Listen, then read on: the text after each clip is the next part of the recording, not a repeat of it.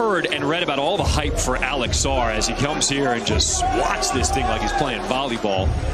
He is better than advertised. Well, Aku is trying really hard to keep him out of the lane, and Edie recognizes that. What a great dribble and pivot. Here we go, Bronny for liftoff. Like father, like son, Bronny James reaches for the sky. Level to play. A great shooter. Poper's a great shooter, and he's proved that last year. And look at his defense. He stays down. He doesn't go for the shot fake. That was not a foul. And then the big-time finish at the other end of the floor. So not only did he defend, but he had a little showtime finish as well. And that means that the number 1 pick in the 2024 NBA draft goes to the Atlanta Hawks. With the first pick in the NBA draft, the Atlanta Hawks select. Hello YouTube and welcome back to another video. It is finally one of the best times, one of my favorite times of the entire sports year. Tomorrow, right around the corner, is the NBA draft on ESPN starting at 7 p.m. And today I am doing my official first round NBA mock draft, probably my final one, unless I do one tomorrow on my live stream that I will be starting at 6:50 p.m. I'm going to be live streaming the entire first round with some of my friends. So be sure to leave a like and subscribe. Turn on notifications so you do not miss it if you are interested. And without further ado, let's get started with my official mock draft. So here to kick things off in my mock draft, as you may have seen in the video intro, the Atlanta Hawks have the first overall pick. And this is based off who I think they will draft in real life. I'm trying to predict it. Not who I think they should draft, because if it was based off who I think they should draft, I think the Hawks should go with Alex Sarr. But this is a draft where it's not great to have the first overall pick, but the Hawks do get lucky here, and I think they will be happy with drafting the guy that they really have seemed to want, Zachary Rizichet from JL Bourg in France. Rizichet has good length. He could be a great 3-and-D player in the future. I think he could be a future all-star. He has good length, good defensive upside, just needs to develop his offensive game and his shooting, and he could be on his way to having a great career. The Hawks will be happy to have him with that first overall pick. He could take DeAndre Hunter's spot in the starting lineup. Next up here, the Washington Wizards at 2nd overall. They have to be pretty happy with this pick, as Alex Sarr, who is my number 1 overall player in this class and a lot of other people's as well, falls right into their hands at 2nd overall. Sarr, a great defender, has drawn some comparisons to like Chet Holmgren, Victor Wembanyama, those taller big men that can handle the ball.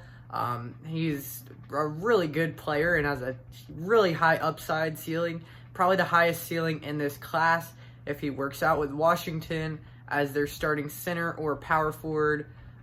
They could be really nasty in a couple of years. He's a very, very good player out of the NBL, the Perth Wildcats. Next up, 3rd overall, the Houston Rockets are on the clock, and according to multiple reports that I've read, all signs point to them drafting Reed Sheppard, 3rd overall, out of Kentucky. Sheppard was one of the top freshmen in the NCAA last year at Kentucky. He's a great shooter. He's only 6'1", 6'2", 6'3", something in there. I've seen him compared to a more athletic Tyler Hero, though. He's got a lot of bounce. He's got a great jump shot, and he could compete with Amen Thompson for that backup shooting guard role behind Jalen Green next season. He could be a huge impact player for the Rockets as a rookie at just 19 years old, and would be a great fit as a floor spacer in Houston. Next up at 4th overall, the San Antonio Spurs are on the clock, and I think that the Spurs will draft Stephon Castle, shooting guard from UConn.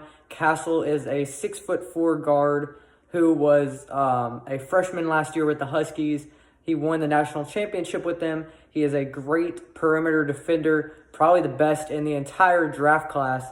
And I think in a situation like San Antonio where they need so many more guards, Castle could step in and be the starting point guard day one. He's also a great defender. I could see him making an all-defensive team in the future. He's got a really high upside. He just needs to develop his jump shot a little bit more, but Castle is already a great NBA player.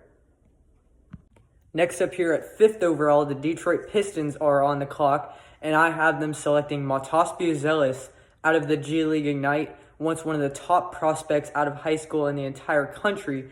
Buzelis committed to play for the Ignite with Ron Holland, and had a underwhelming year. He was once projected to be the first overall pick.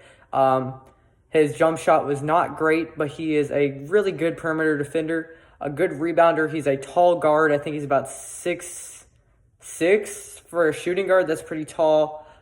He's really versatile, can play probably the 1 through 4 in the NBA, and I think he'd be a good project player for any team that would be willing to draft him. I think the Pistons CEO, I think his son is Matas Buzelis' agent, which makes him even more likely to go right here to the Pistons at 5.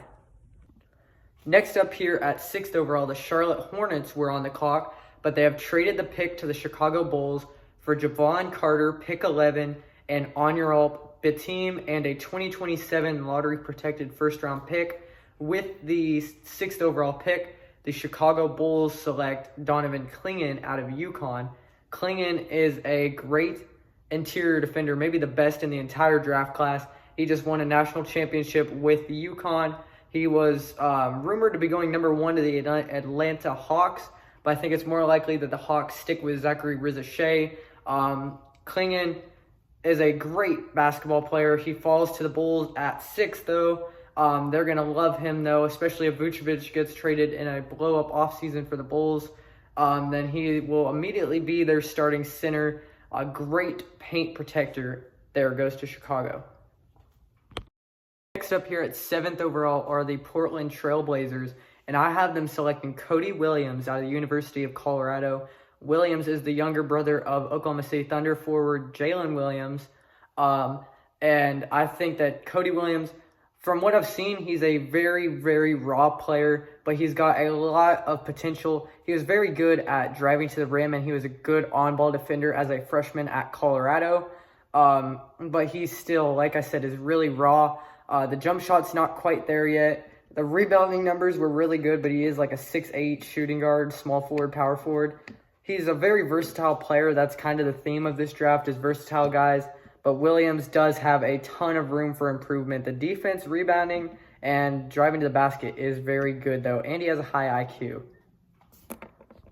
Next up, 8th overall, the San Antonio Spurs are on the clock, and I have them selecting a surprising pick here, Dalton Knecht out of Tennessee. Knecht is a much older player. I think he's going to be 23 before the NBA season even starts, if he's not already. But he is probably one of the better athletes in this entire class. At Tennessee, he averaged like 22 points a game. I think he was an All-American. He's a superstar scorer. All three levels of the basketball court he can score at with ease. And he's a great prospect. I think the Spurs would rather take a win-now player to back up like Keldon Johnson and Devin Vassell and all them. So I think they're going to go with Dalton Knecht. Here at 9th overall, the Memphis Grizzlies are on the clock, and I have them going with a little bit of a shocker here, drafting Rob Dillingham from the University of Kentucky. Dillingham is a very shifty point guard who has a lot of offensive tools, a very quick first step. His jump shot is not very great yet. Neither is his defense, but I think with Ja Morant's injury history, it would be, and Derrick Rose being 35 and a trade candidate, it would be smart for the Grizzlies to draft a guy like Dillingham, who was once considered one of the top prospects in the NBA draft at pick number 9, just for to be a great backup and develop him behind one of the best point guards in the NBA right now and one of the best point guards in NBA history in Derrick Rose. Here at 10th overall, the Utah Jazz are on the clock, and I have them going with Nikola Topic from Serbia. Topic is a 6'5" point guard who has been playing in the EuroLeague, I think for Zvezda or something like that. He is a great playmaker. He's a very tall point guard, very strong for a point guard. He's a great playmaker, though, good ball handler. He does have a partially torn ACL that will keep him out for either most of, if not the entire of his rookie season, this next upcoming season. So Utah could go a route to Eurostash him and keep him overseas for 1 year while he recovers, or they could sign him to a full NBA contract and just take off one of the years basically and let him just sit on the end of their roster while he recovers. But either way, he's a very good playmaker. He would be a great backup point guard behind Colin Sexton if the Jazz keep Sexton long term. Next up here at 11th overall, this is the Chicago Bulls pick, But keep in mind they traded it to the Charlotte Hornets for Donovan Clingan earlier in the video. So I think the Charlotte Hornets will go with Ron Holland II here out of the G League Ignite. One of the best athletes in this entire draft class. Holland will immediately step in and fill that void at the power forward or small forward, depending on what position Brandon Miller plays. Holland is just a freak athlete. He was the #1 recruit in the country before he chose G League Ignite. He struggled there, but if he can develop, it's going to be a project for Charlotte for sure, but if they can develop him the right way, he could end up being the best player out of this entire draft class. Here at 12th overall, the Oklahoma City Thunder are on the clock, but I do have a trade. The Oklahoma City Thunder are trading pick 12 to the Miami Heat for pick 15 and Thomas Bryant. In this trade, it allows the Thunder to trade down and get a good big man that has a lot of NBA experience, that's on a cheap $2.8 million contract to back up Chet. He's a big body, big man. The Heat trade up to number 12, and one of their best players of all time, I think he might be an assistant coach there now, is Anthony Carter. He's one of their fan favorite players, not one of their best players of all time. But his son, Devin Carter, at Providence is still on the board. He was supposed to go way higher, but he is falling in my mock draft. So the Heat trade up, capitalize, get Devin Carter on the team. Carter is a lockdown defender who is a pretty decent shooter. Has a good handle, good playmaker, but the main thing about him is his defense. I saw in a CBS Sports article that other Big East Conference coaches were like, they didn't want to play him because of how much he locked up their guards. He's going to be one of the best defenders in the NBA for a long time. He could be all defensive second team as a rookie, but him on the Heat would be very good for him, maybe even becoming the starting point guard if Terry Rozier moves to shooting guard again. Here at 13th overall, the Sacramento Kings on the clock, and I have them going with Jared McCain out of Duke. The former 5-star recruit is from California, so he's headed back home. He is the best, one of, if not the best shooters in this entire draft class. And he's going to Sacramento. They have rumored to trade Kevin Huerter so he can replace some of that shooting from Huerter. He's a really good prospect, good defender too. He's pretty tall for his position at shooting guard too. He's got a lot of potential, and I think Sacramento could really develop him behind De'Aaron Fox and maybe move on from Davion Mitchell with a pick like this. And with the final pick of the lottery, I have the Portland Trailblazers selecting Tijon Salon out of, I don't even know what country he's from, but Salon is a power forward. I think he's about 6'9". He's a stretch power forward that can shoot the ball really well. He's also a good rebounder. He's going to need some development. And Portland already going with a developmental guy in round 1. Why not just double down? This way they can keep Robert Williams and DeAndre Ayton if they decide to. And they won't need to go with like a Zach Edey or somebody like that. Salone is a guy that's going to need a lot of development, though. Like I said before, his defense isn't where it should be. It's a little bit lacking behind for a power forward, but that shooting is the biggest sell in this for him in this draft. 15th overall, this is the Miami Heat pick, but earlier in the video, the Oklahoma State Thunder traded down, and I have the Oklahoma State Thunder here at 15, selecting Tristan Da Silva out of Colorado. Da Silva is a very good floor spacer, good shooter, good rebounder. He is one of the older players in the class at 23, but I think that's actually something that the Thunder would like, is a more NBA-ready guy. So I think going with him there at 15 is good value. He could be a good backup power forward for Jalen Williams and allow Aaron Wiggins to play more of the 3 since he is only 6'5". Da Silva has a lot better height at 6'8", and he can do a lot of the same things as Wiggins can do. He would be a good piece on that Thunder bench. 16th overall, I have the Philadelphia 76ers taking Jacoby Walter out of Baylor. Walter is an elite athlete, great at getting to the rim and finishing at the rim as well. Great first step, really explosive athlete though. And Philadelphia, who only has, I think, 6 or 7 people under contract for next season, they are looking for somebody that can add to their roster right now. And Walter, who was one of the top recruits in the nation going to Baylor, is somebody that could really help them out. Here at 17th overall, I have the Los Angeles Lakers selecting Kyle Filipowski out of Duke. Filipowski, who is once projected to be one of the top 5 picks in this year's draft. He's been falling recently because of concerns with how consistent his jump shot is. But I think Filipowski's still a fine NBA player. He's got good interior defense, great rebounder, good athleticism. He's a little bit of a project, but I think he could step in and start alongside Anthony Davis over Rui Hachimura right away at either the 5 or the 4, depending on where they play Davis under Redick. Here at 19, the Toronto Raptors are on the board, and I think that they're going to go with Keyshawn George out of Miami.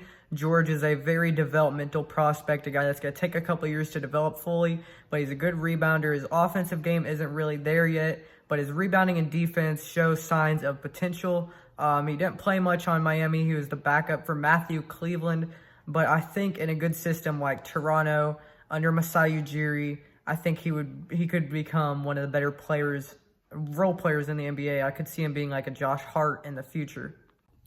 Here, 20th overall, the Cleveland Cavaliers are on the clock, and I think they will select Zach Edey, the 2-time National Player of the Year in college out of Purdue. Edey made the national championship game this year, and he's very overpowered in college, mostly because of his size and weight. He could just back down people and go right up over them for dunks, but he does have a good skill set to work with, and if Cleveland could develop him to get him a better, more reliable jump shot, he could end up becoming a future starter if they were to move on from Jarrett Allen. Here with the 21st overall pick, the New Orleans Pelicans are on the clock, and one of the more common picks here is Yves Missi out of Baylor to the Pelicans. That's one of the more talked about ones. So I'm going with Yves Missi here to the Pelicans, 21st overall. As a freshman at Baylor alongside fellow freshman Jacoby Walter, Baylor was one of the top teams in the country. Missi was a great bruising dominant big down low. He has no jump shot though, so it's going to be weird to see his fit with Zion. But since they're potentially losing Jonas Valanciunas this year, it's going to be just him and Larry Nance at that center position. So they're going to really need a new center, and he's a great athlete to be down there in the 5 spot. Here with the 22nd pick, the Phoenix Suns are on the clock, and I have them going with the guy that they've worked out a lot of times, the guy that everyone's been saying that they're going to draft, Tyler Kolek out of Marquette. Kolek ran the Marquette's offense this year en route to an NCAA tournament appearance as one of the top teams in the country. He was the leader of that team, good scorer, good playmaker, good ball handler. He's got a lot of upside with KD and Booker as the lead guard. With the 23rd pick, the Milwaukee Bucks are on the clock, and I have them going with Isaiah Collier out of USC. Now that Beverly is out of Milwaukee, probably for the long term, I think the Bucks will go with a replacement backup point guard. And since they only really have one point guard on their roster right now, Damian Lillard, and I think Collier is falling in the draft right now, but I think it's undeservedly so. I think he's still a really good NBA player, and I think his athleticism and playmaking and basically just everything you would ever want in a point guard is on pace to becoming pretty good, to the point where he could be a NBA All-Star in the future. 24 and 25 are the New York Knicks with back-to-back picks.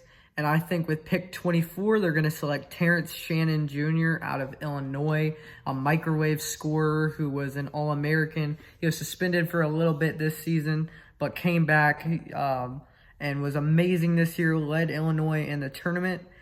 He's just a great player. He's going to bring a ton of NBA scoring to the Knicks.